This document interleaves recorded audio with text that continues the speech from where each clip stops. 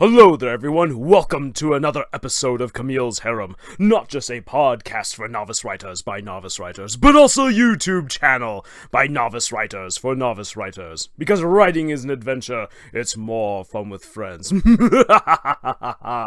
on this wonderful Hallows Eve, we bring to you the last installment of our Choose Your Own Horror story. We do apologize for the late installment. Unfortunately, illness and even COVID have plagued the harem as of late. But we are happy to finally bring you the final installment to this story. Your votes have made this possible. It has been a pleasure writing and recording this video for you. Enjoy the horror that is about to commence. Right away and up the tower. Brad was insane. There was no way any of you could fight this beast. You took your friend by the shoulder and the back of his shirt and threw your back into it, pulling him away, and not a second too soon, the monster lashed out, a gigantic clawed hand almost closing around Brad. Ah! He shouted. Jasmine appeared out of the obstacle course and helped you steer Brad straight to the backside of the room, and the stairs leading up to the tower. That was your only hope for escape.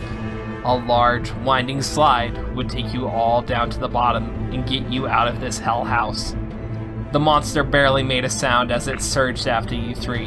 Its body stretched and its mouth gaped wide open to swallow you all. The large fangs and jagged teeth dripped with black liquid. The nauseating scent of an old repair garage assaulted your nose. Human arms and hands, both rotting flesh and just bones, stretched out towards you from the creature's chest and neck. Every stolen human face turned to your group and leered at you hungrily.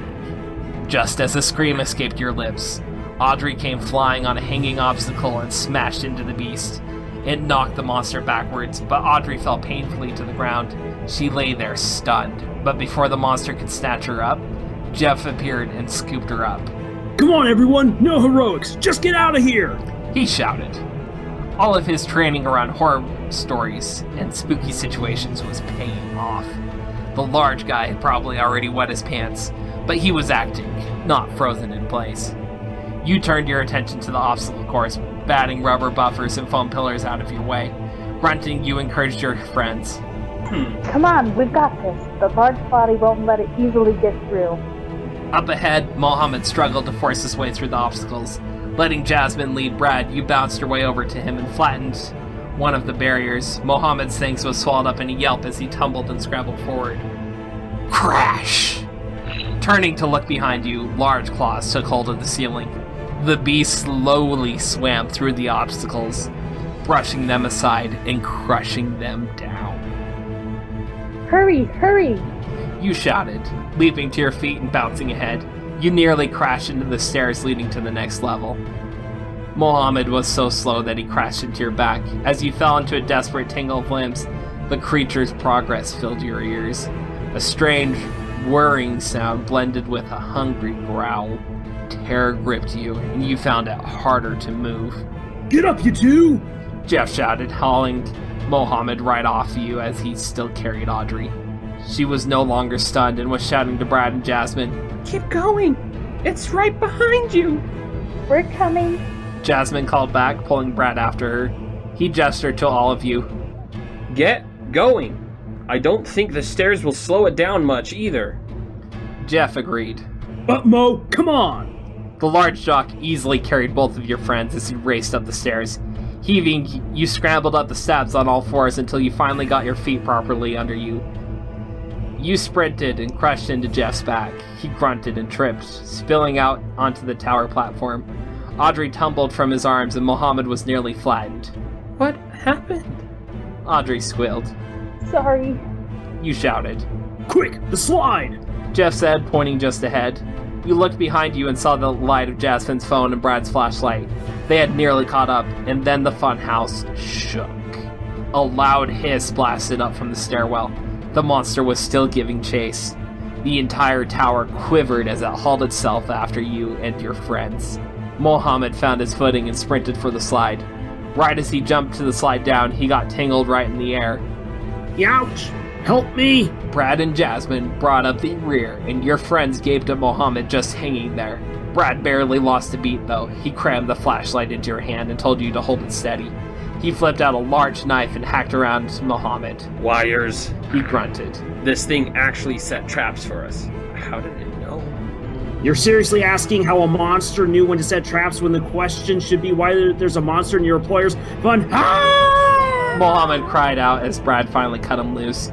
Your friend disappeared from view, rolling down the slide. Everyone, get down now! Brad ordered. A great darkness loomed in the threshold. The disgusting smell washed over you. You turned and shined the light at the monster. It rose like a wraith, wreathed in the corpses of its previous victims. The unnatural mouth was bent in a grin that dropped to the floor. Clawed hands worked their way around to help heave itself onto the platform.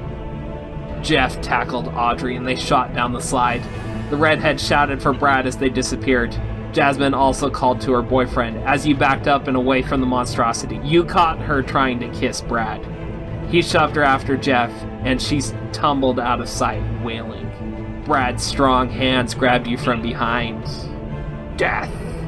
This is the moment where someone died. Time came to a crashing halt. Everything came into perfect clarity around you. The oily smell of the monster, metal, and strange black flesh that made up the majority of the creature's body. The forlorn corpses it wore, a creature that assimilated everything into it. The cold night air racked across your skin. A sea of white and gray surrounded you, swallowing the funhouse. You were atop a haunted island, and only more mystery awaited you below. A foolish friend was trying to save you. You would not go down together like Jeff and Audrey had. This creature was so eager to give chase and even set traps. It would fly down the slide after you. Brad, the one who was ready for a fight, was going to make his last stand here and give you all time to escape.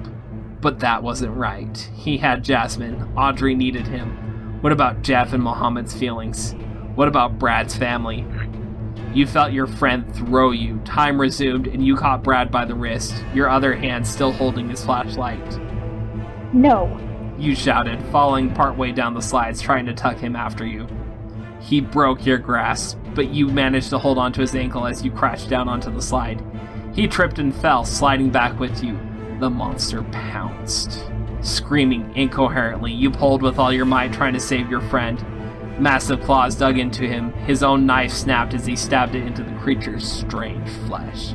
You swear you heard a low chuckle bubble up from the monster's maw. Brad gasped in pain as the monster reeled both you and him towards its jagged, greedy gullet.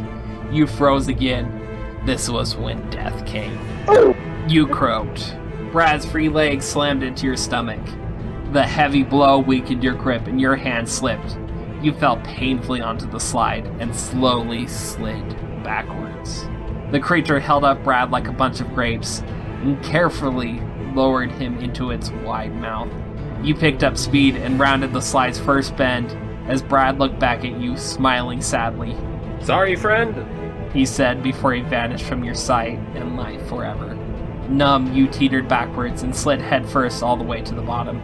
You barely registered when Jeff caught you. Jasmine and Audrey were screaming at you, but there was nothing to say, nothing you heard. You had just watched your friend die, saving you. Others were there as well. Gregorio held up a powerful flashlight and was accompanied by his brothers. They were angry, but also concerned. The amount of hysteria coming from the teens putting them on edge. Jeff and Mohammed shouted about there being a monster in the funhouse, and that Brad needed help. Gregorio stayed with you as the others went for the funhouse entrance. They found it locked. After opening the back and running through the tower and up to the top, they found only pools of oil. But this time you regained some ability to speak, and you haltingly relayed the tale. The others broke down into quiet sobs. Time acted strangely again. Cops were suddenly there, as were your families. The entire funhouse was searched. The damage caused inside the building alarmed old man Domovich. The front doors had a pipe bent around them to seal them shut. Furthermore, strange tracks had been found exiting the funhouse, and in the mist the creature had escaped into the cornfields, leaving a slick trail behind it. The monster was loose.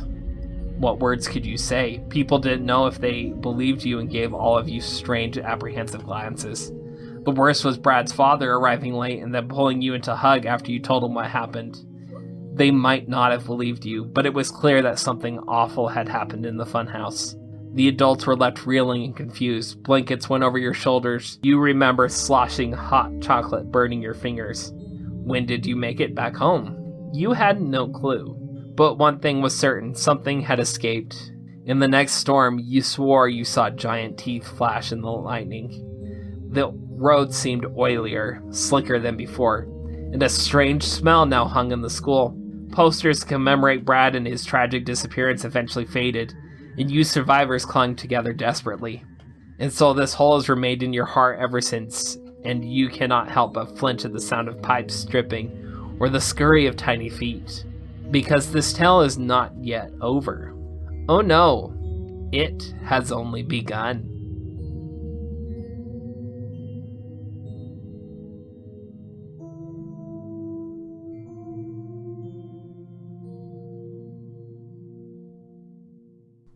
Welcome back, everybody. Lars here. I just quickly want to say thank you to every one of you who participated in this fun experiment right here. As I said in the very first video in this series, I've been doing Choose Your Own Horror Stories now for years. They've been something that I've really enjoyed doing. I'm not so much a horror writer myself. I'm way more epic fantasy, but I've always been intrigued by the horror genre and what it has to offer. And I've just always really enjoyed trying to bring the audience into a story, not just simply crafting a neat story that they can get lost in, but a story that audience members can participate in as well. I've always enjoyed that because, yeah, an adventure is always more fun with friends. And I've learned a lot while doing this. One of the things I've learned is definitely don't try to do this entire series during the month of October. If I'm going to do this again, I'm going to have to do it way in advance and have way more installments, way more options for you guys. This is something I would like to try again in the future if people are willing, and if so, please give me your feedback, your comments down into the comment section. I will read through them. I will take criticism. I want to improve as a creator and as a writer. So thank you very much. And happy Halloween. Make the most of this spooky day because you deserve it. And until the next video, y'all, tschüss.